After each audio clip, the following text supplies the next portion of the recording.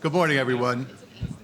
Welcome back to our second day here at the conference. We had the benefit this morning of learning about human nature from two perspectives. First, learning about human nature as the product of two perspectives, or about humanity from two perspectives. First, as the product of nature, and second, humans as makers of technology. And as we do so, two quotations come to mind. The first is from Pope Benedict XVI, who said that evolution is a reality that we must see and that enriches our understanding of life and of being as such. The second is from Nobel Prize-winning physiologist George Wald, who said, "It is mind that has composed a physical universe, that breeds life, and so eventually evolved creatures that know and create, science, art, and technology-making animals." Especially Wald's quote suggests that evolution and technology are closer to each other than one might suppose. And so the three papers that we will hear today are well placed. As we have the benefit of hearing about these topics, we also have the privilege of hearing from three distinguished panelists. Professor Phillip Sloan, to my immediate left, is Professor Emeritus in the Program of Liberal Studies and the Graduate Program in History and Philosophy of Science at the University of Notre Dame, with an extensive background in evolutionary biology, philosophy, and the intersection of both with theology. Father Terry Ehrman is a visiting assistant professional specialist in the Department of Theology at the University of Notre Dame, and has served with Notre Dame's Center for Theology, Science, and Human Flourishing. Professor Jeffrey Bishop holds the Tenet Endowed Chair in Healthcare Ethics and is Professor of Philosophy, Professor of Healthcare Ethics, and Professor of Theology at St. Louis University. So without further ado, I give the floor to our first presenter, Professor Sloan. Thank you. Thank you for coming, and I'm very pleased to address you on this. My address today is focused on this issue of friendship as in its multiple dimensions and with this conference. And one might think that by this time in the history of Catholic thought, struggles between Catholic faith and the natural sciences would have received some kind of closure. There have been papal commissions on the Galileo case. There have been Pontifical Council for Culture has sponsored major international conferences on, for instance, on the very topic of evolution, celebrating the 150th anniversary of the publication of The Origin of Species with very positive reviews. But it's clear that this is only part of the story that is raised by the life sciences generally. Evolutionary theory, molecular biology and genetics, the technological manipulation of life in all its stages, embryo experimentation, these continue to present troubling theological and bioethical questions for Catholics and other religiously grounded people. There's also been a growing trend of Catholics allied with evangelical Protestants to adopt the anti-evolutionary rhetoric of these Protestant Christian denominations without information on important Catholic statements on these questions. My focus on evolutionary theory is intended to generate at least a few lines of reflection on this deeply important question that makes this all meaningful, interesting. And what does it really mean what does this really have to do with us? Since 1859, we've witnessed the evolution wars, and those interested in this history can see my own discussions and articles I published in the Stanford Encyclopedia of Philosophy. But here I want to go to the heart of the theological, anthropological, and philosophical question that's at the center of all of this. Being human in a post-Darwinian world in which we accept the scientific account given of human origins. Perhaps this question generates the fright expressed by monkeys in the London Zoo over the sack containing the dead snake that Darwin placed in their cage. The monkeys could not help but look into it, but then went into a reaction of terror when they saw what was inside, yet they went back to the sack again and again, only to be terrified once more. Now I want us to look into this sack and do so with the believing Catholic Christians, even with the perspective of those who see genuine friendship, with the perspective of ones who see genuine friendship between Catholic theology and the natural sciences. My talk's organized into two parts. First, I want to just position this in terms of the short of a deeply penetrating essay entitled On the Upright Posture, published in 1952 by the German émigré psychiatrist Erwin Strauss.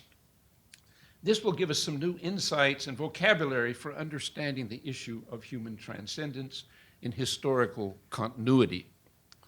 Second, I want to make some comments on how we can, in light of these reflections, interpret the ontological leap that Pope St. John Paul II spoke of in his 1996 letter on evolution to the Pontifical Academy of Sciences. So to my first point, on being upright. To say something about Erwin Strauss, he was trained as a physician, a clinical psychiatrist, and also a philosophical anthropologist in the German tradition that included names like Husserl, Erich Reinach, Max Scheler, Helmut Plessner, and even Pope John Paul II himself.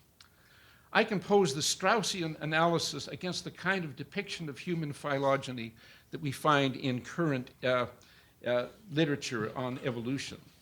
Now, this depicts in this cladogram, the human historical lineage is very complicated, with many side branches that end up in extinctions. There seems to be evidence that contemporaneously existing, there were two species of hominoids, Neanderthal man and Homo sapiens. Now, to appeal, as is common in religious discourse, to the notion of the immediate creation of an immortal soul as marking the point of difference and the beginning of the Judeo-Christian theological drama, this is often the Christian theological answer, but this is also a conversation stopper in any dialogue with the natural sciences. When presented in a kind of dual origins narrative, when we have a material physical evolution to a point and then the creation of a soul put into this body, we can easily be led into a radical Cartesian dualism that creates several problems for Christian anthropology. I'm therefore interested in taking another approach to this question that cannot be so easily dismissed as a supernatural appeal. I'll accept the claim with the sciences that we ground the argument in experience and empiricism, but then ask what really is our experience of the human being itself here. This leads me to the Strauss essay. As one raised in the phenomenological movement, Strauss was concerned to return us to that which is fundamentally given in pre-philosophical experience. As this is relevant to our topic, a phenomenological starting point is one that stands behind or underneath the stance of our natural sciences or our philosophical constructions. And it is prior to our various efforts to systematize and rationalize our experience. In thinking about ourselves, it means that we begin with the immediate human experience that is prior to our rationalizations about it. Let me explain very briefly. We find ourselves at this very moment experiencing an immediate and undeniable location in a human life world to which we are related by consciousness, intentionality, and self-awareness. We're reflecting on concepts, language, meanings conducted within a stream of conscious awareness. To move out from this primordial experience in the direction of science or philosophy means to thematize the world in some way that involves either various kinds of abstractions from it or impositions of various categories upon our experience. It involves intentions related to certain purposes. Now, what does this have to do with our upright posture? Strauss is interested in describing what the human being actually is as phenomenologically given, rather than as a topic of our theories about how the human being has come to be historically, or the human being might be defined by economics, behavioral psychology, physiology, animal behavior, or even philosophical understanding. The appeal is to that experience behind this philosophical or scientific understanding. This givenness reveals, in Strauss's words, that the upright posture is the leitmotif in the formation of the human organism. It pre-establishes a definite attitude toward the world It is a specific mode of being in the world. Now let's think about this claim for a moment. And our mode of being in the world. We observe that even to describe this experience, as I have done, requires categories and systematizations. In our fully erect posture, we perceive how our hands are free, not simply to wield clubs or sticks, but also gesture, shake hands, to hug, and make all the gestures of reciprocality and interaction that we have seen defines our important meaning of friendship, as we saw particularly in Professor McIntyre's lecture. The relationships are ultimately those defined by two vertical beings in a face-to-face relationship. This upright posture allows for a remarkable relationship of sociality between mutually self-aware and mutually self-reflective beings. Attention to this draws us back to the givenness of ourselves as the beginning point of thinking about who we are. Now, this may seem very obvious, but that's exactly my point. It should be.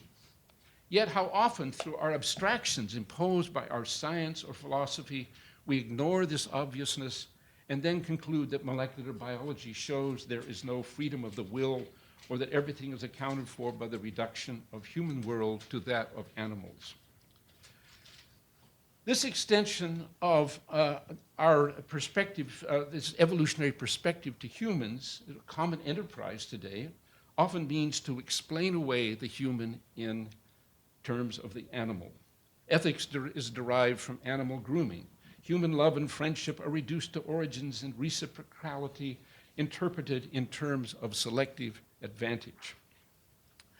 Now, these reductions are typically grounded in the acceptance of a conceptual distinction that I need to make here to develop my argument further. And this is the distinction. It's a technical distinction that's made within evolutionary biology between two kinds of organic resemblances. One of these is analogy, the concept of analogy as we define it here, the similarity of parts or activities in terms of similar functions. For example, the wing of a bird and the wing of a bee might be cited. And the other relationship is that distinguished by Darwin's contemporary Richard Owen. This is the concept of homology. This concept was crucial for Darwin's evolutionary theory, because homology is to designate the same part in every variety of form and function. Now here the example could be the flipper of, this is Owen's first depiction, and the dark areas are showing various points of homology here. But this could be illustrated here by this following simple slide, in which we see the underlying skeletal framework of the whale, frog, horse, human, bat, and bird, and that within the concept of homology, that the bones that are shown deeply within this are to be named by the same terms, and they are homologous structures, indicating, as Darwin would interpret it, that this would be a principle of evidence of common descent. Now, the principle of homology is also employed today in a much more sophisticated way, and we might have in such things as homeobox gene complexes or developmental pathways that we can see rather than simply those that I have illustrated. But the meaning of this is still the same. These homologies are supposed to indicate, to denote at a more fundamental level evidence for the common descent presumed by evolutionary theory. Now, the further extension of these concepts to inner immaterial properties and psychological categories all derive originally from one of the major conceptual leaps made by Darwin in his work on the descent of man. This leap was to transfer the concept of homology from an anatomical or structural principle to the inner properties and inner states of the organism. This assumption of inner mental and behavioral homology is what has made possible all the extensions of evolutionary accounts to ethics, psychology, sociology, and even aesthetics that we find in a vast literature today. But here's the question I want to pose. What happens to the claims of strong behavioral and psychological homologies in the sense I've developed here when we reflect on the implications of the entry into the complex world made possible by our upright posture and all that this entails? To put Owen's slide here again, the development of the remarkable skeletal structure of the human being comes into play here. Human skeletal system is coordinated for obligatory upright posture in a way that other primates do not share. Then there's the freeing of the hands. One observes almost sudden moment of self-realization by the child that if I do this, if I stand upright, then I have these. I have my hands. This frees the child from all kinds of new exploration of its environment. From the point of that realization, the child no longer wants to crawl. And as the skeletal system coordinates with this development, one enters the human life world. From this point on, a human being and a dog, or even a chimpanzee, in the same room are not living in the same environment, the same Umwelt, to employ von Erkskull's sense of the term. Language begins to develop, often with the child looking one in the face directly as it tries to communicate in its primitive jabber. Gradually then, as Piaget has described well, there's the recognition of the I. The image in the mirror is seen as the self. When we enter this human life world, I suggest that what we see happening is something profound that seems to have escaped the attention of so many evolutionists and evolutionary psychologists. This is that properties that may have once been genuine homologies in the Darwinian sense are in fact transformed essentially into analogies, similarities of function only, or they even lose the common function entirely. We can see the example of music. Darwin derives that from the song, the mating calls of birds, but is that what music is once it enters the human world? Structures, biochemical and physiological properties, and genetic mechanisms continue to serve the same functions and remain genuine homologies. But behavioral properties that accompany the emergence of the human profoundly transform these through coordinated development of self-reflection, language, and symbolization, and the consequences of moving from this horizontal to vertical world. If we think of eating, making music, the discourse of language, even sex and reproduction, these have become something remarkably humanized and nothing like what they may have been in their remote animal origins. To turn to my second part, my second topic, reflection on how this move to the upright posture gives us a way to think creatively about the ontological leap spoken of by St. John Paul II in his 1996 letter to the Pontifical Academy of Sciences.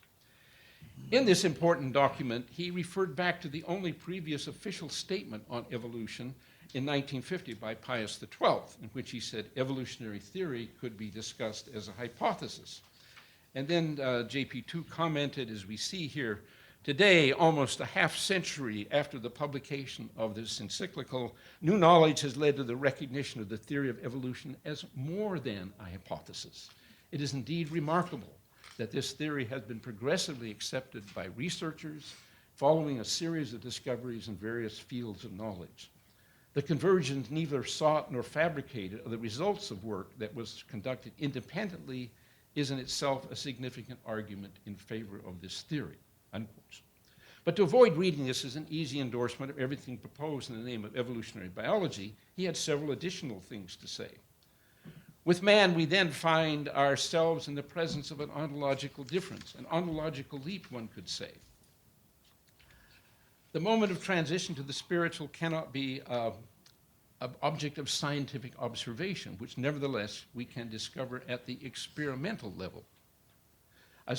We can discover a series of very valuable signs indicating what is specific to the human being.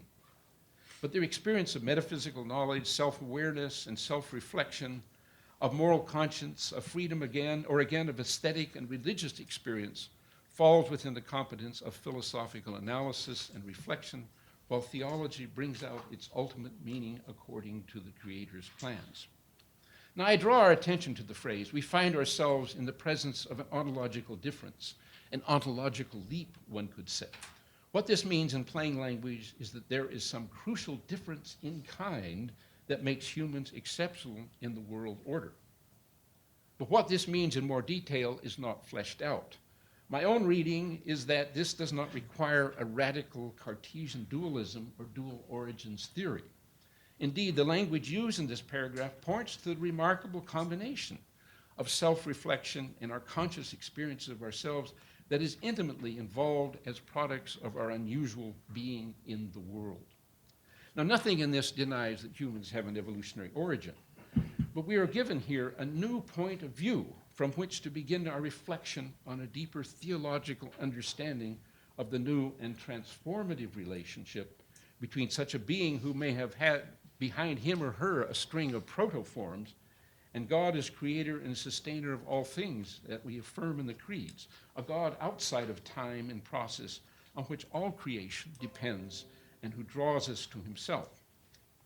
What I wish to emphasize in this paper is the need to begin our reflection with the complex of anatomical properties, language, tool-making, encephalization, self-awareness, and self-reflection that come together in true Homo sapiens. When and where this transition occurred is less important to determine than the fact that it did occur. And dramatic signs of this new reality are captured symbolically in a small way in the great Upper Paleolithic cave art of Lascaux in France, Altamara in Spain, and in the caves of Indonesia, where human self-awareness seems to burst upon the walls. To conclude, I've asked us to peer briefly into Darwin's snake sack, but to do this with new eyes, and perhaps we can do this without terror. We cannot deny that the way Darwin has been read and used by a certain tradition of discussion with its emphasis on reductive explanations of all things human by evolutionary accounts has often had a pernicious effect on human culture since 1859. But these consequences should not be laid at the foot of the gentle and humble man who wrote The Origin of Species, a person that all who work on him closely grow to admire. To return to our theme of friendship, Darwin has given us two great insights that can develop our friendship with the world and with other beings. First, he's enabled us better to perceive the great interrelations of life and brought us to a new awareness of the fragility of the ecosystem that positions us not as a dominator of nature, but as a fellow creature within a world of creation. An insight beautifully articulated in Christian terms by Pope Francis in Laudato Si', where he speaks of how an integral ecology can move us away from domination and, quotes, break with the logic of violence, exploitation, and selfishness, unquotes.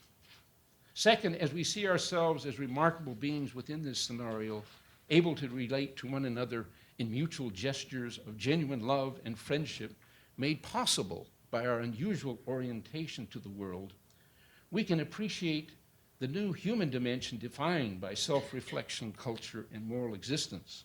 With this, we are positioned for the true freedom and transcendence required by Christian salvation history. Now, if we begin from this humanized standpoint, granting it full reality in its own right, a reality whose warrant is given us by Christian revelation and a concept of human freedom and dignity, we can give new appreciation of the phenomena of the human. With this perspective, the evolutionary story can appear very different to us. It is the humanization of nature rather than the animalization of humanity.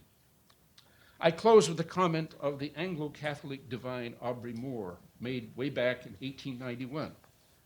In his assessment, Darwinism appeared and under the disguise of a foe, did the work of a friend.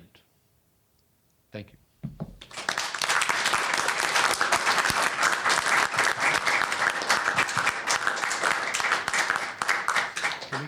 Can I let Father Terry go because we went a little bit over? Yes. Go ahead, Father Terry Ehrman.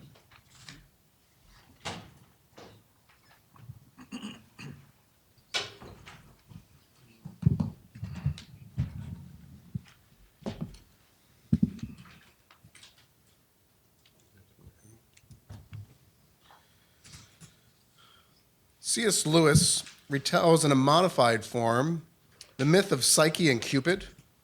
Orwell accuses the gods of a perceived injustice regarding the death of her sister Psyche, whom she loved with affection and friendship love. In her encounter with the gods and her sister, Orwell recognizes her own distorted love and humanity. She says, "I saw well why the gods do not speak to us openly, nor let us answer.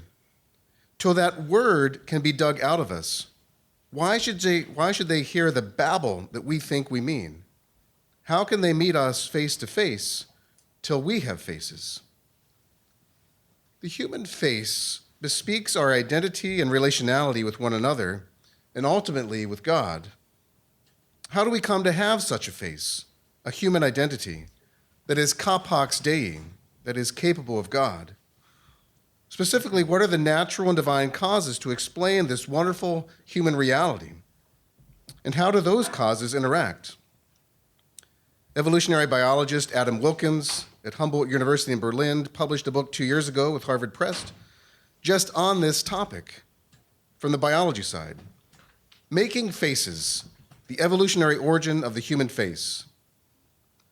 Typical of the philosophical presumption that natural and divine causes are mutually incompatible competitors with one another in a zero-sum game, Wilkin writes in the preface, "To appreciate fully what makes something unusual, however, we must understand its origins. If the object of interest is biological, and if one does not believe divine creation to be its source, that awareness involves understanding its evolution."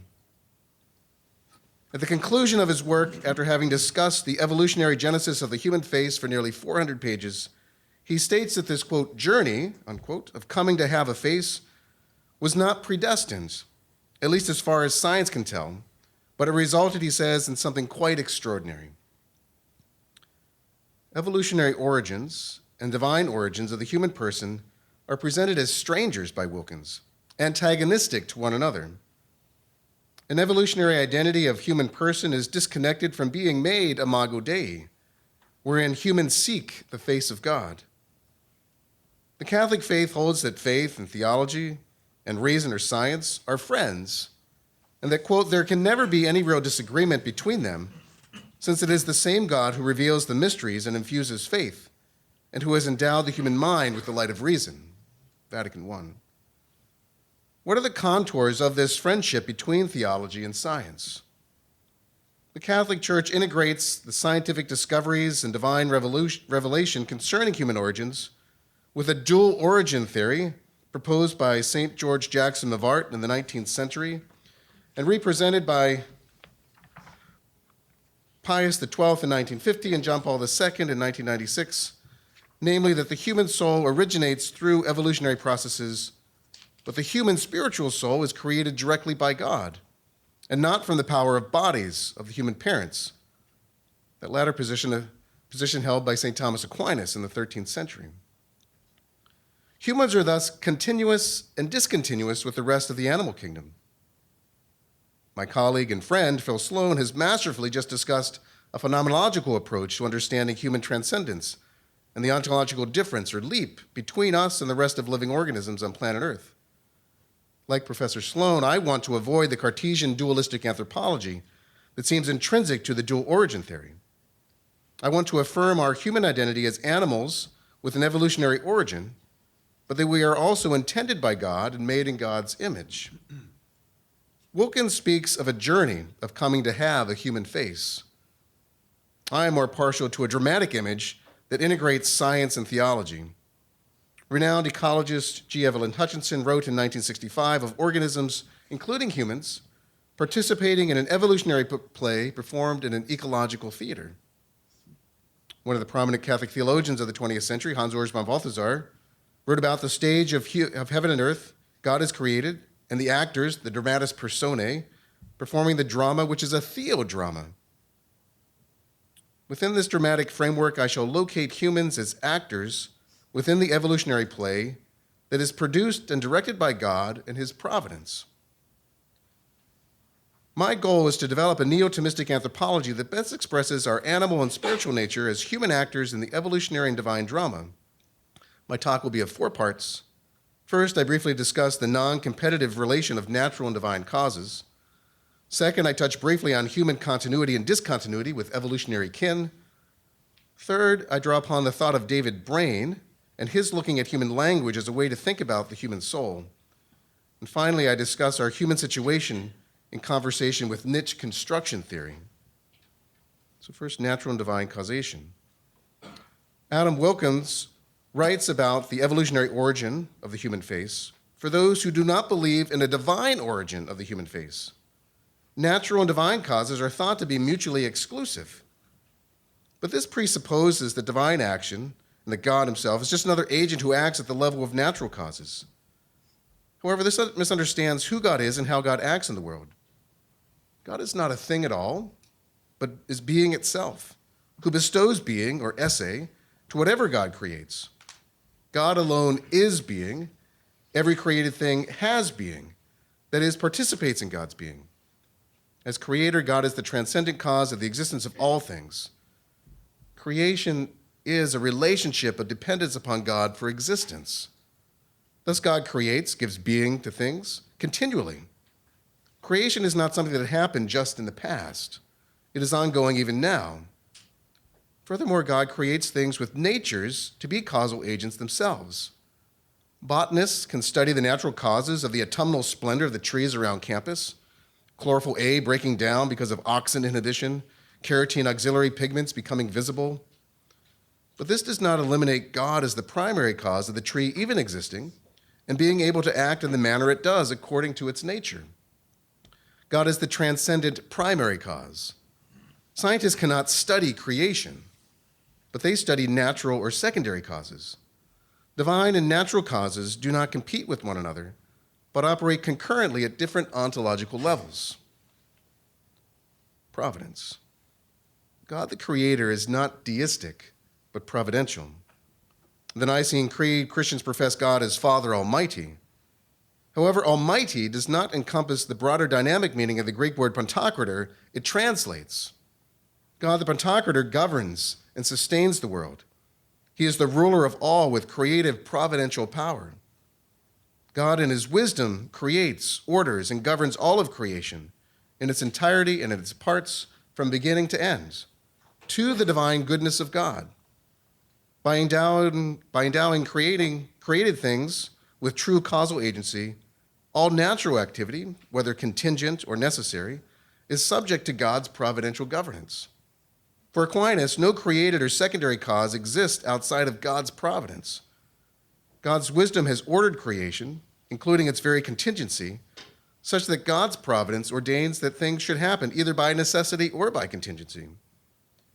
Darwin entitled his book on the origin of species, Providence allows us to speak about the end of species. Continuity and discontinuity. Charles Darwin barely touched on the human origins in his Origin of Species in 1859. In The Descent of Man, Darwin applied his mechanism of natural selection to firmly embed humankind within the evolutionary history of life, and also to explain the unique characteristics of humankind, moral sense, intellectual properties, powers. Darwin saw the differences between humans and higher animals as one of degree and not of kind. Humans are in deep continuity with the rest of the primates, to which our moral and intellectual behaviors are, for Darwin, homologous to primate behavior. Alfred Russel Wallace, co-discoverer of evolution by natural selection, applied natural selection to human evolution, body, social, and mental faculties. In his 1864 work, The Origin of Human Races and the Antiquity of Man, deduced from the theory of natural selection, Wallace identified humans as, in some degree, a new and distinct order of being. Wallace recognized physical homology with the anthropoid apes, but he did not undercut what he calls the intellectual chasm between us and them. But just 5 years after this, Wallace would emphasize human discontinuity, arguing that natural selection was insufficient to explain our moral and mental faculties that required, he said, some form of purposive guidance connected to overruling intelligence. Darwin remonstrated Wallace for abandoning natural mechanisms, worrying that Wallace had, quote, murdered, unquote, their child of natural selection. St. George Jackson Mivart, there's his books. St. George Jackson Mivart understood homology and phylogenetically grouped humans and higher apes in one suborder and lemurs, galagos, tarsiers in a second suborder. Yet he also recognized the wonderful chasm separating humans from other apes. He rejected Darwin's positivism that severed the connection between spirit and matter by insisting that no metaphysical cause can enter into biological reality. In contrast to Darwin's opposition of divine and natural causes, McGrath drew upon a Thomistic metaphysics wherein divine and natural causes operate concurrently. Within this metaphysical framework, McGrath proposed a dual origin to the human person whose soul is directly created by God, but the human body evolved by natural physical laws. And as already mentioned, this dual origin model was accepted and promoted by Pius XII and John Paul II. How does one understand this conception of soul? It is presented in dualistic language as if the body is a substance and the soul another. Language, face, and the human soul. Professor Sloan rightly focused on analyses of our obligate bipedalism. In the 4th century, Gregory of Nyssa made the astute connection between bipedalism and the human face, rational thought, and language. If humans were quadrupeds rather than bipeds and had no hands, Gregory says the various parts of our face would certainly have been arranged like those of quadrupeds to suit the purpose of our feeding. If then our body had no hands, how could articulate sound have been implanted in it, seeing that the form of the parts of the mouth would not have had the configuration proper for the use of speech? But now, as the hand is made part of the body, the mouth is at leisure for the service of reason. Nyssa anticipates contemporary evolutionary biologists like Adam Wilkins, who connect the evolutionary history of the face to a mosaic of characteristics that evolve together: diet, nutrition, feeding behavior, evolution of hair, suckling requirements, brain size and complexity, language, and social interaction. The lack of a muzzle, Wilkins says, is connected with bipedality that no longer requires 4 paws to acquire food. With the rise of the anthropoid apes, social interactions become an important new selective factor for shaping the face. Increasing complexity of social demands has effects upon increasing neural complexity, language capacity, and brain size. Wilkins discusses this as an aspect of niche construction, whereby an organism alters its own environment that in turn promotes that organism's survival and flourishing. David Brain and the Soul. David Brain, in his book The Human Person, Animal, and Spirit, presents an anthropology which seeks to preserve the unity of the human being, specifically as a living human organism, and at the same time to escape from the Cartesian dichotomy of mind and body, which undergirds contemporary philosophical anthropology, whether dualistic or materialistic. He first develops a fundamentally Aristotelian anthropology coupled with the thought of Wittgenstein, which fills the space between the deficient poles of dualism and materialism to restore the psychophysical unity of the human person. And then secondly, rooted in Thomas Aquinas' anthropology and understanding of esse, or being, develops what is unique to humans as those who have linguistic understanding and think in a medium of words. Aristotelian anthropology provides a richer ontology by which to recover the unity of the human being, specifically as an active causal agent. Jesuit philosopher Edmond Rengaudier argues for an Aristotelian substance ontology, which has the advantage of respecting the unity and holism of a living organism, and what he calls the ontological primacy of individuals. Thus, unlike Descartes, who, as one philosopher said, convinced us moderns that thinking has nothing essential to do with life, thinking for Aristotle is a natural part of the life of a human organism. Descartes' separation of the mind and matter, of Cartesian psychology from Cartesian physics, creates the mind-body interaction problem. But for Aristotle, psychology is a part of physics, that is, of the general theory of nature. Psychology, therefore, has an Aristotelian conception of matter built in. Brain builds upon this Aristotelian anthropology. Human animals are psychophysical wholes who have the capacity for using language, and this characteristic distinguishes human animals from all other animals. Speech is not something belonging to a disembodied mind, but is a proper animal activity as it involves voice, produced by bodily parts such as lungs, pharynx, tongue, teeth, and lips. Brain does not begin as Aquinas does with thinking and understanding, but with a particular kind of psychophysical activity which defines the difference between the human being and other animals, namely language. Brain agrees with Wittgenstein that there can be no organ of thought as there is an organ for seeing. Thinking is not an operation of an inner organ for brain, but occurs in a medium of words, such that brain thinks that the voice is a better candidate for the organ of thought than the brain.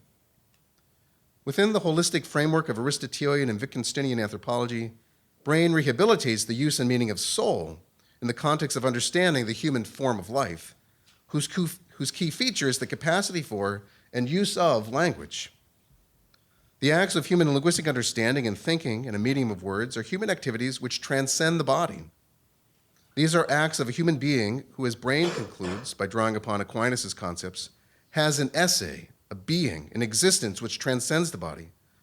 Non-linguistic animals are types of beings, each with a certain form of life or way of existing. They have souls which make them to be the kind of being they are. But all the operations of these kinds of organisms, all the operations of their souls, are bodily processes. Every operation of the barn swallow is necessarily an operation of the barn swallow's body. Linguistic animals, however, have a new way of being or existing, which includes operations, linguistic understanding and thinking, which are not bodily operations. Thus, the existence or essay of human beings transcends the physical and biological. The human soul, then, is the form of the body, as that which makes humans to be the kind of organisms they are, must have an existence or essay which transcends the body. The linguistic human animal has a form of life, an operation of the soul that is not a bodily process, although bodily processes accompany that operation. Human animals differ categorically from non-linguistic animals in that the former possesses soul or form of life, which is not limited alone to bodily processes, as are the results or forms of life of non-linguistic animals. This categorical difference corresponds to the ontological leap of John Paul II and the human transcendent mode of being discussed by Dr. Sloan. Situation and language, niche construction. As Dr. Sloan used the idea of humans and chimps and dogs as not living in the same Umwelt or environment, I want to parallel this with the use of the theological idea of situation and its connection to niche construction theory briefly identified previously. Anthropologists and evolutionary biologists locate humans within a socio-cognitive niche. We have a distinct way of being in the world given our language, intellect, will, freedom, cooperation, and culture. Merlin Donald, professor of psychology and author of Origins of the Modern Mind, thinks that given what he calls representational architecture of the modern mind, the Darwinian universe is too small to contain humans, who he says are utterly different from other species. Phylogenetically, Merlin places us in a different order, taxonomically, kingdom, fast, climb, order. Classification schemes of 19th century biology, he says, were absurdly, grotesquely wrong because it had no adequate vocabulary for assessing the cognitive dimension of human evolution. It was a specialist error, a classification scheme that glorified anatomy and devalued mind, end quote. Humans are analogous and not homologous to the other primates in regard to these abilities. Humans are capable of God. Our niche or situation opens into the divine. David Brain describes the contours of our situation given our use of language. He writes, "And one's situation as an individual human being is defined not just according to the types of relation to one's environment which one shares with other higher animals, but more generally by the scope of what language lays one open to, so that one's perspectives are not limited to one's immediate opinions and interests, one's locality and tribe, and its customs, but extend to questions of fact or objective truth, the good and the right, one's larger environment and community with nature, the cosmos, and to God," end quote. The human creature and actor in the evolutionary play is a person who has the capacity to enter into dialogue with the tri-personal God.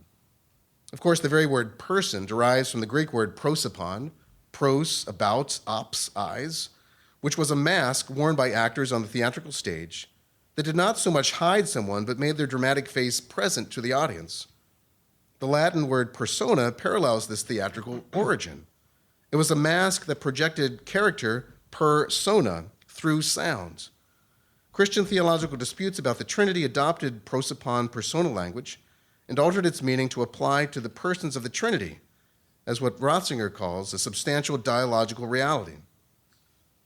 The first vertebrate faces emerged 500 to 520 million years ago in the Cambrian period. Humans have a wonderful kinship, consanguinity, with all the other actors on the stage. But we who were formed out of the dust of the earth and who stand upright with the breath of God in us possess a spiritual nature that bespeaks our obligate bipedality. We are part of the evolutionary play, but also the theodrama, in which God creates us and calls us to share in his friendship. We are linguistic animals who think in a medium of words, and with our face, long to see beyond the veil that obscures our vision, that we will see God face to face. Thank you.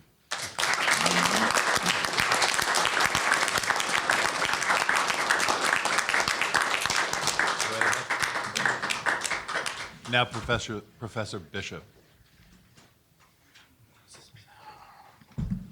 So a few disclaimers up front. I'm sometimes referred to as a bioethicist, but most bioethicists won't have me. The philosophers read my work and think I'm doing theology, and the theologians read my work and think I'm doing philosophy. The doctors read my work and think I'm crazy. I am a medical doctor. I don't practice anymore. So with a few caveats on that, I think I really probably do philosophical or theological anthropology. And then, so that's first thing. Second thing is I wrote a slightly different paper. I proposed a slightly different paper.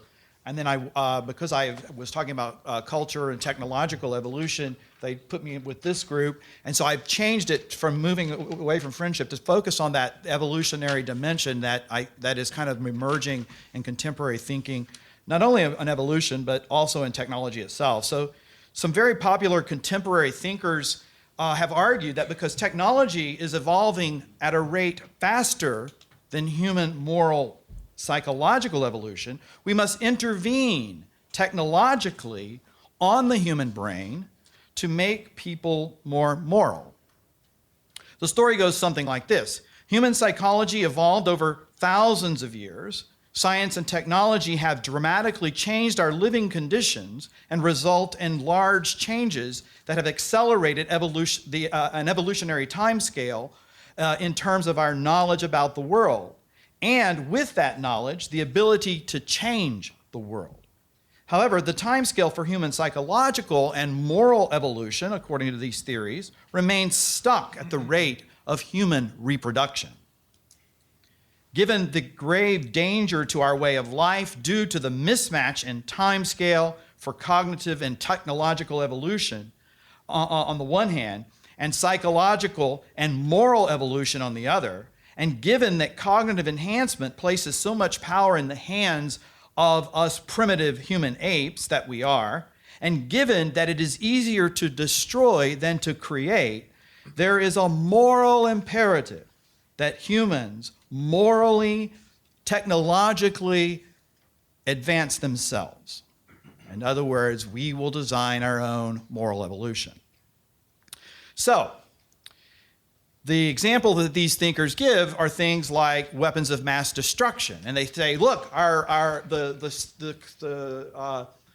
intellectual knowledge is rising at a rate so fast that we can't keep up with it. There's more knowledge in the world than any one human can contain.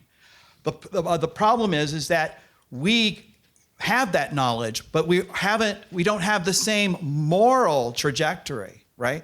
And so we might be creating the proverbial mad scientist, someone who has the intellectual abilities but no moral capacity to control it, okay? And so they say we've got to fix this problem. Now, this sounds a bit far-fetched, and I want to say that it is a bit far-fetched, but the people who are articulating this are at very prominent places like Oxford University, okay? So this is not just a few harebrained geeks out there trying to imagine a human evolution. These are really thoughtful, careful, thoughtful people who have bought into something problematic, I think. Okay, so let's just think about this for a moment. So the name of these thinkers are Persson and Savulescu. They do not describe. Okay, so they imagine that there are genetic bases for human moral capacities. Okay, and because there are genetic bases for this, we can have kinds of mishaps in the evolutionary scheme. One of those might be something like antisocial personality disorder, okay? And so it turns out that if you have a mutation, I'm just trying to give an explanation of what they're imagining to intervene on, okay? So if you have a polymorphism in the promoter region of monoamine oxidase A, which is an enzyme that breaks down monoamines, things like serotonin and epinephrine and other neurotransmitters, okay? if you have a polymorphism, and a polymorphism is not an abnormal gene, it's just a gene that doesn't function as efficiently as the wild type gene, okay? So it doesn't do the work as efficiently as it should. So if you have a polymorphism in the promoter region, the monoamine oxidase A, there, statistically speaking, you're more likely to be diagnosed with antisocial personality disorder. Okay? It also turns out if you have that same polymorphism that certain areas of your brain develop slightly differently, or that's the story they tell. So it turns out that the amygdala, which is kind of the fight or flight area of the brain, in people who have the polymorphism, is slightly smaller and hyper-responsive to threats on fMRI scanning. In addition to that, the cingulate gyrus, which puts the brakes on the amygdala, kind of slows it down from firing fight or flight, right? It is also hypofunctional relative to others who do not have the polymorphism. Turns out that that may not actually those brain type changes, the genotype changes and the brain type changes may not actually manifest in any actual behaviors, okay? So we've got to keep that in mind as well. So the idea is that, well, you know, if all of our moral behaviors have this sort of genetic basis and it manifests, it goes from genes to brains to behavior, right? We can intervene at the level of the gene, or we can intervene at the level of the brain in order to get the human to behave in a certain kind of way. And given the fact that we're about to destroy ourselves with weapons of mass destruction or with ecological disaster, we have a moral imperative to morally enhance. What we might be able to do, I don't know, put little nanomachines and modulators in people's brains in order to get the amygdala to fire in a certain kind of way. Okay, this sounds far-fetched, it sounds a little bit kooky, but this is what they're articulating. Something kind of like that, okay? So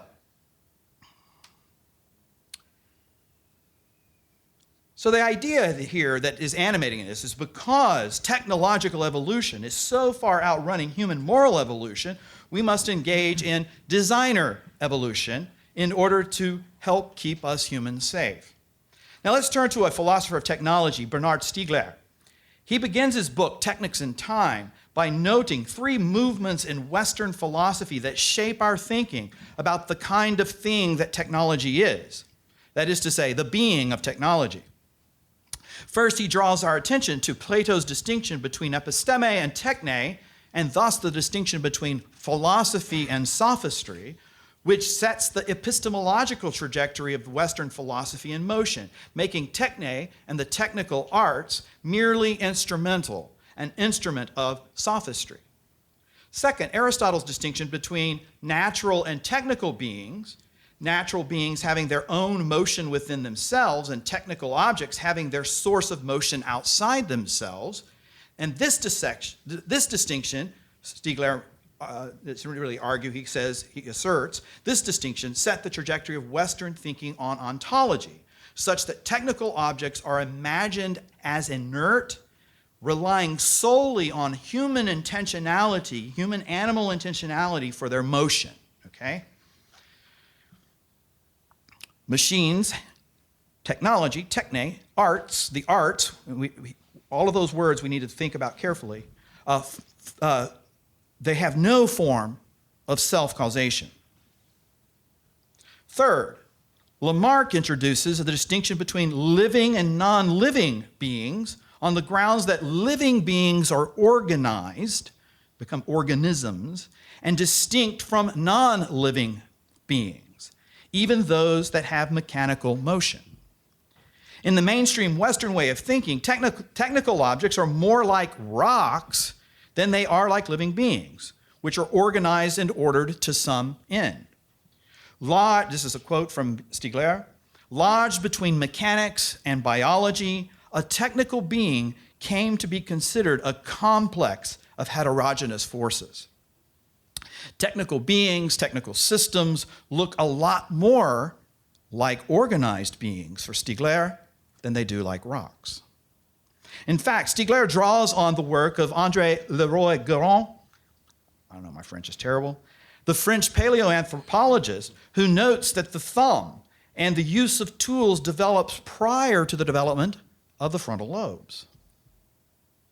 In other words, before the frontal lobes, where we claim to be the seat of human intentionality, there exist tools already being used. So evolutionarily, we do not move from consciousness to reasoning to abstract thought to the creation of technology, but the other way around. The human animal is by nature cultured. It needs artifacts. Human evolution proceeds by means other than biological. It evolves by other means than biological means. Life, he concludes, evolves by means other than life. By tools, by culture, by artifacts. What does he mean by life evolving by means other than life? There are three inheritances, he says. There is the genetic inheritance, certainly, a history embedded in the genome. In addition, a person has her own personal history stored in her hippocampus, her lived memory. The memory of this inheritance is an epigenetic history, not just a genetic history. It's the memory of her lived experience. Yet, this is where the life world comes from. Yet, she has another history, an epiphylogenetic history, the history that exists outside of her in the memory supports of her tools, her books, for instance. Okay? So technology transmits the epiphylogenetic history. Before we recorded our writing with quills and inks, humans memorized their stories through techniques of rhyme and meter, and thus are born the great epic poems of the West. It's a technical way to remember large volumes of material. To this day, I can't remember the voltage equation without singing "Twinkle, Twinkle, Little Star, V is equal to IR," right? Meter helps us remember. Rhyme helps us remember. So before we recorded Homer's Iliad and Virgil's Aeneid, they were already out there in meter and rhyme. They already existed in a kind of technical form. And even the voice box itself is a machine, a mechanical way of producing. The hand is kind of a machine, right? So this is where he's going with all of this. So, and culture itself, with the evolution of we go from, once we develop writing materials, culture shifts. And we start to record things eventually we get books, and then suddenly we get the printing press. And culture has to radically shift. Literary culture becomes possible, right? Even the church has to reform because of the rise of the printing press. In other words, life, human evolution, evolves by means other than life, by means of culture. So technology as a memory support shapes our understanding of our own past. Moreover, the technologically powerful are the ones that tell the stories, right? They produce in our time the social media, the movies, the culture, and that tells us who the winners are. So think of photographs of your mother, of your childhood. They help you to remember your past. Or think of Facebook throwing up your memories, right? 6 years ago, Jeff, you were doing this, right? Something I hadn't even really remembered is stored for me in this technological supplement of my own kind of being, right? All right. So Facebook now shows us what to remember and to carry with me. Right? So technology serves as memory supports for our history, our past, which in turn shape how we imagine our present and our future lives. But it is not my own history, except insofar as it has been given to me through the techniques of memory support. Now here's a quote from Stiegler. Therefore, there is no relation to time without artificial memory supports. The memory of the existence of the generations that precede me and without which I would be nothing is bequeathed on such supports, on culture, on techniques. This is the memory of the past experience, of past epigenesis that are not lost, contrary to what occurs in strictly biological species. In other words, artifacts, tools, also influence human evolution through non-biological means or through epiphylogenetic means. Cultural artifacts shape evolution. Technics, whether in the form of a technical object, a book perhaps, or metered piece of poetry, or Facebook, enable human projects by giving them a starting point and also a meaning and a purpose to which the human then aligns herself. Yet technics not only supports the history of human being, but also shapes its future. For Heidegger, it is the future of my own death that focuses my attention on what is important. And I always do this with my undergraduates. Imagine if I told you, that you got a text message from your doctor that says, hey, the tests don't look good. Call me. Right? Suddenly their mortality is looking them in the face, and suddenly what I'm saying up at the front of the classroom has no meaning. Right? It's just blah, blah, blah, blah, blah. I got to figure out what's wrong, right? Suddenly they don't want to hear me anymore. They might find out they have a terminal diagnosis and they need to leave the classroom to find what's important. So Heidegger kind of has this idea that is what shapes my projects. Suddenly, let me see here. Your mind turns to those things that are most important to you when you face your death. Your health, your family, your friends, your legacy. So Heidegger's famous running towards death, according to Heidegger, is what sets up the other side of human authenticity. So it's my past, my history, and this future that is really my death that allows me to then to project into the future, okay? So the point is that while on the one hand, one has a history not of one's own making, in light of a future of one's own death, one is able to construct an authentic form of existence and to build into the future those things that now seem more important in light of the fact that you're going to die.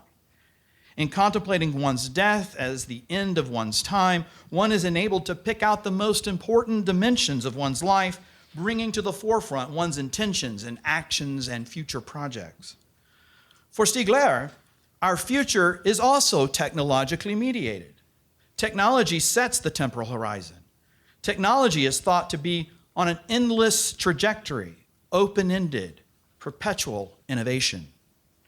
Just as a specific tool, say even a simple tool like a spear from a culture of hunting, is the object around which memory coalesces and stories are told, so also does the spear anticipate future hunts, future projects, future quests. So technology, according to Stigler, also sets the horizon of the future, not just my past, but my future, by not by drawing attention to the end of my time, my death, but rather by deferring the end of my time. Technology as a system establishes this temporal horizon through its permanent innovation. Moreover, Stigler argues because the drive of permanent innovation in contemporary technology, we do not have time to build our cultures around a stable form of technology. So he very much believes technology is the cutting edge of evolutionary change, okay, in human culture. A shift in technology shifts culture. But the permanent innovation of technology, infinite deferral, permanent innovation, repeated innovation, technics, he says, outruns ethnics, meaning cultures, okay? So Stigler notes that permanent innovation results in the divorce, if not between culture and technics, at least between the rhythms of cultural evolution and the rhythms of technical evolution. There is no horizon of death to help us determine what is important. Things are moving so fast, advancing so fast, that we do not have time to accommodate them. They are growing faster than we can match them. With constant innovation, I do not think much about my own death as the end of my time. Rather, with the idea of permanent innovation in technology, I might even live forever. Even if we today do not imagine living forever literally in this bodily existence, there are those out there that imagine that we will live forever in some large mainframe computer, a different kind of bodily existence in silicon rather than carbon. Even if we today don't imagine living forever, there are those out there who imagine living in this mainframe computer in the sky. Technology is in a dynamic, permanent innovation, infinitely deferring my death. We can now return to Person and Savulescu and their idea of moral bioenhancement. Whereas it used to be that the human was once thought to be the biological being, who created her culture as a means to carry forward her past into a future, to pass along to her friends and her family her identity, a human identity. Now we find ourselves in a different situation. The human imagined herself so frail in a world moving so fast that she may not survive, that she must now offload her morality to a machine. And machines that seem to have their own automaticities and their own tendencies and their own intentionalities kind of built into them, right? And the possibility with machine learning, it might even have a machine agency. So whereas the human used to inscribe into her artifacts and her tools and her machines to carry her memory forward into a future, now she, the living being, becomes the raw material for the machines to inscribe onto her biological materials the machine's own will to power. And the technological will to power is made flesh and dwelt among machines. There's a very different metaphysical moral order than the one where the Word was made flesh. The Word from the beginning was made flesh and dwelt among humankind. This is a morality tale. Thank you.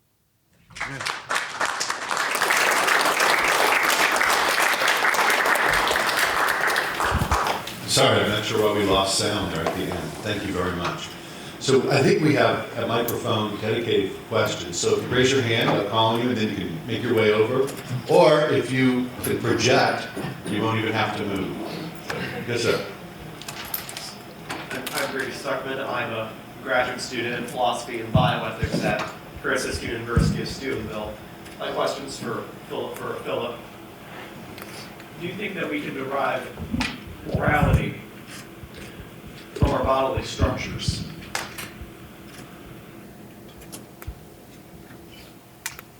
I would say, I'm trying to think where this question would fully go, but certainly there are certain kinds of relationships that are derivable from the very way we exist. I mean, one of them is face-to-face existence, and others. How far we could extend that to an ethical framework, I'm not.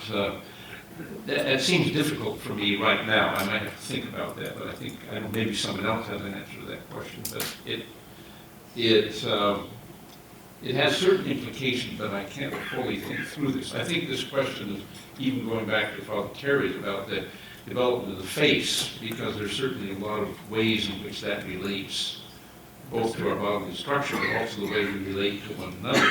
And those can involve expressions, and other aspects like this that could have moral meaning, but I don't know, and maybe you have some. I'll say something to it. I'm not an evolutionary biologist by any stretch of imagination, but there's a philosopher of technology who published a book in 1877. His name is Ernst Kapp, K-A-P-P, who actually tries to argue not necessarily morality, but culture or technology. The title of his book is Elements for a Philosophy of Technology, and the subtitle is On the Evolutionary History of Culture. And he actually does these drawings of arms and hands, and actually says that our technology is a projection from the structures of the body. He calls it organ projection. Okay, and so if we take this next leap, then what that would mean is that maybe then, if we think of culture as value laden all the way up and all the way down, then you could make some sort of argument to say that actually in the structures of the body you do have a kind of projection into the world, and this is probably the very, very beginning of a kind of phenomenological way of thinking of the human extension of consciousness. But there's always, because it's a cultural product, there's always a value latedness. It has a purpose, and so that he argues that wells up from within the biological structures. So, Other questions? Yes. My name is Caitlin Dwyer. I'm from Thomas More University, and my question is, can science qua science give an account of human beings as different in kind rather than degree from animals, or is this an area where science really needs theology? And can you talk about that need for openness to other disciplines? since I have the mic, I'll go first and hand it off to others. So the person I quoted was Donald Merlin, who is a psychologist, and it's his view that we can put humans in a completely different order phylogenetically than the rest of the animal kingdom. Whether science, I mean, there's certain things that science cannot study, right? Science can't study God, I don't think, right? Within the domain and range of science, it can only study what's observable, measurable, testable. So I don't think that it's science plus science. Can the human person be fully understood? I think that's why we have more than just a college of science at our universities. That would be my first initial response. I would simply, in some ways, follow up on that, because, I mean, you might say science is committed to naturalistic explanation, secondary causation, determinism, so the kind of accounts we get from science, would simply, by the very presuppositions of science itself, tend to have that framework. And I think that where the difficulty comes is when that explanatory framework is then used as a way of explaining the moral and other dimensions, so that we get reductive explanations necessarily out of something like that kind of framework. And I think that's part of the crisis at times in relating to our moral, ethical, theological concerns with our scientific knowledge, as if it's taken as an all-encompassing framework in modern scientific materialism. Then, of course, we end up with diverse claims. But I don't think within the competence of science itself and the whole framework that it's able to do that. I think that statement of John Paul II, which is quite interesting, he says, to deal with these moves us beyond simply the experiential and empirical level. I don't think science can come across natural kinds precisely because it looks at it has purely naturalistic explanations of it, and biology is essentially becoming, and as becoming, you don't actually arrive at any one point. So I don't think science as a naturalistic endeavor can come up with something like natural kinds. I just don't. And I think this is what we see. There's new theories of evolution that aren't just kind of the Darwinian versions of that, which look at the way that viruses and other organisms. So it's not like a one seed and then everything kind of spills out from that. But there are multiple different inputs and technical interventions that other organisms or materials actually have on biological materials, such that you get branching and kind of so it's more of a, what do they call it, rhizomal than like a seed metaphor or a root metaphor, right? So I think you don't get natural kinds that way, and so it means you probably do have to be in conversation. And I think it's probably because it might even be what I would say is a problem in the history of Catholic thought with nature qua nature, right? And the idea that there's natural and divine causes. Well, hold it. Natural causes have to be divine causes in some sense, right? So I think that the history of the Western intellectual tradition probably leads to this aberration of a way of thinking about the natural world and natural philosophy, such that we get now modern science. Yes, sir. So, undergirding a lot of what was said today, and then some other talks that we were at, I think of Stanley's yesterday. Wittgenstein will talk about form of life, and he brings up that really stunning idea that he said, even if a lion could talk, we wouldn't understand what he meant. And so I'm kind of reverse engineering this after hearing your talk, Jeffrey. When it comes to people, sort of incommensurability of our ability to talk about this in a common language, I'm not saying something as insane as like we're literally splitting apart the species, but with technology, the outstripping part of technology, is it risking something analogous, right? The fact that we have such difficulties talking across the different human communities, it is saying something like we're developing something akin to different forms of life that make us incapable of talking across these great gaps. Yeah. So if we have this sort of rhizomal understanding that there are multiple causes and relations that kind of lead to these great ontological leaps into different forms of being, right?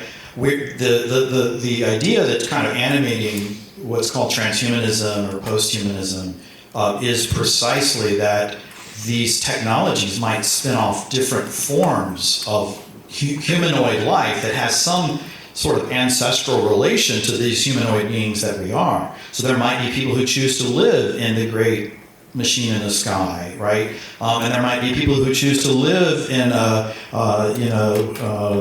body that what is it? The ship of what's the ship where they change all of it? Yeah.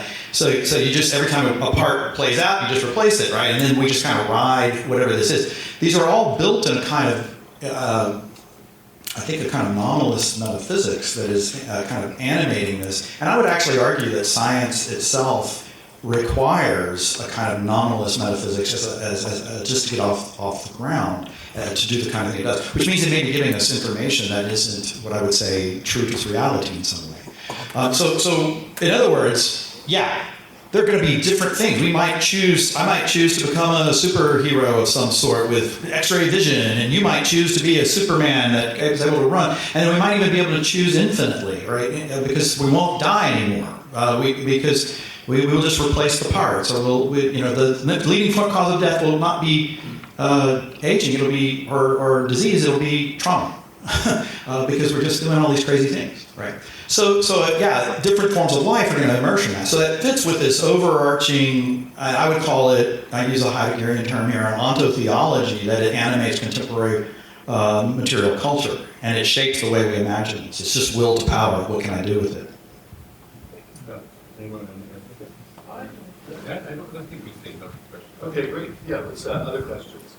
Yes. I'm Father Baglow from Rome, San Croce University, and sorry that I missed the beginning of the discussion. But I'm wondering if it'd be important, maybe it has to be important to add a consideration here, which is thinking of Guardians of 22, man is fully revealed to man in the person of Jesus Christ. And I'm thinking also of Veritatis Splendor, where John Paul II really extends this to consider from the perspective of moral theory and evolution, biological evolution, that there is a reference point in the person of Jesus Christ. Also with respect to the question regarding whether nature and our body indicates also symbolically some kind of inherent moral value. Just with Jeffrey regarding Heidegger, that the horizon of meaning there seems to be impossibility, whereas Christ offers us something, of course, much more. Could you comment? Maybe I'll just comment on this and pass it on the other, but I think you do raise an interesting point, and that is if we take the person of Jesus Christ in some ways and to be like Christ is to some ways to be a kind of teleological goal of what it is to be human. I think you could certainly take that as certainly defining some eventual endpoint or direction to which we would go as human beings. And I guess I don't know how far I would press this simply to bodily resemblance or something of this kind, but I think in terms of what we take as Christ is not only human but also divine, I think there is a direction there that would be important. Maybe that's Just one thought, I don't know if this still works. Sorry, I missed your presentation. So again, in some ways this is getting at, I like Leon Cass's idea of if we live in a sensible world, it makes sense that we'll have organisms that will develop organs to detect those objects. We'll get visual organs, ears, and things. And he says, well, we live in an intelligent world. Would it make sense we get intelligent agents? And is there something, this is a counterpoint to people like Stephen Jay Gould, that if you set the clock back to the Cambrian explosion, you wouldn't get things like us anymore. Simon Conway Morris says, well, with convergent evolution, you probably get mammals again. You certainly get things that fly. And so would you get intelligent agents again? And is there something about, we don't know the laws of life, but we have one data set, Earth. And so you can do no statistical tests, you can come up with no theory or law of life. But in a world that's created by the Word of God, through the Word of God, wouldn't it make sense that there be some arrangement? And I think you talked about that in your talk, right? You talked about that kind of how that plays out in the contingencies of life. Is one thing, but I think that's. And of course, people is there life on other planets? Is there intelligent life on other planets? And we don't know. But is there a sense in which, if there is a law of life that says that things are being directed towards some complexification and intelligent agents. Is that all caught up somehow in Christ, who is the Logos, that everything is created in and through the Word of God? I mean, I just want to reaffirm what they just said, and it kind of goes to your point. I think something is given, a gift has been given in the incarnation, such that we become more fully intelligible to ourselves, and therefore creation itself becomes more fully intelligible. I don't know that you know, we could. I still think you need the supplement of divine revelation. It didn't make me a fideist, I don't think. But I think we have to have a more sophisticated understanding of the binary between fideism and some sort of naturalistic explanation. And so we can be more sophisticated on that, I think. So you've got to have some sort of, I think the culmination of creation is the revelation of God in the person of Jesus Christ. It's tied up with creation itself. And maybe we have to start using not the category of nature, but the category of creation, and start thinking in those terms again. Okay, one more question from this side of the room. I do have a question. It's prompted by Jeff Bishop's talk with Stiegler, which is incredibly interesting, and the theme of the way in which he relies on sort of Derrida's account of the pharmacon. And anyone familiar with your work knows that you don't shy away from the question of suffering. But I was thinking about how suffering functions with respect to something that Professor Sloan pointed out, which is the way in which the homologous can actually transform into, can sort of be sublated into an analogous thing. But I wondered about the category of exaption, which Chris Baglow has done important work on, theological considerations of exaption, in which not merely is it transformed into some sort of analogous, but the previous function is completely lost and reassigned. So I wondered what the exaption function, in any four of your thoughts.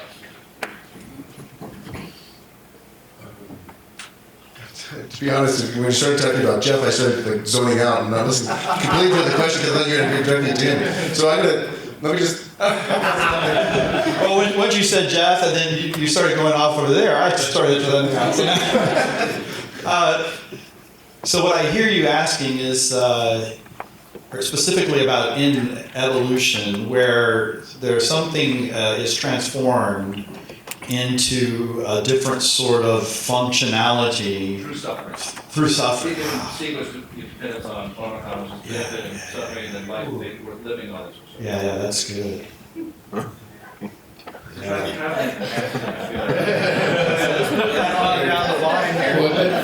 May I, to understand your point, does it necessarily transform through suffering? Can it be transformed through something else? I think it could be, but because I think that the point you make is one that I wanted to also to highlight is that what we get so much of the time from what we might call animal behaviorists, evolutionary psychologists, and so forth, is to see homologs of human properties. Franz de Waals is a very good example of this. And then this somehow gives an explanation then of what the human is, because we know something about its origins, and we can see not only in physical properties, but also internal properties, there seems to be something analogous, or homologous, we might say, using the term. And the point I want to make is that, as we transform, we're transformed into this human world, this new niche, that the whole original basis of this may be totally transformed. It's something else and has no other meaning. I mean, there's still continuity. I mean, let's take eating. We and animals eat, and yet what does human meal become? I think Cass has had a really beautiful book on that. It becomes something, occasion for sociality, occasion for conversation, rules of etiquette, and all sorts of things that have nothing to do with just eating.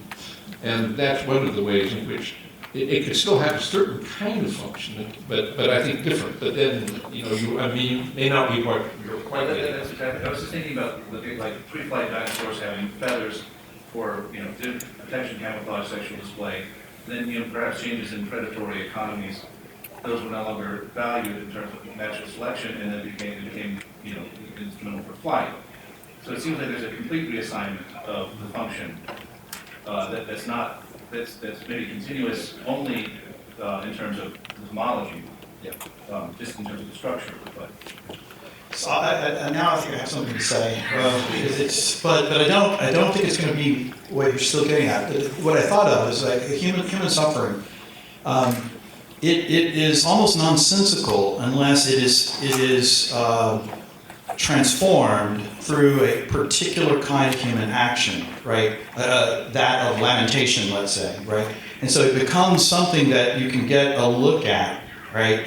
If the function goes completely away, it still has it's being embodied differently now in culture through word and song and poetry or whatever. Suddenly it begins to function in a different way. So for humans, I wonder if there's this unique ability to actually enculture things and to bring them into the machinations of poetry or literature or storytelling or whatever that can transform the suffering such that the dysfunction and the non-function still functions in some way. that's all. Thank you, all three of you, very much.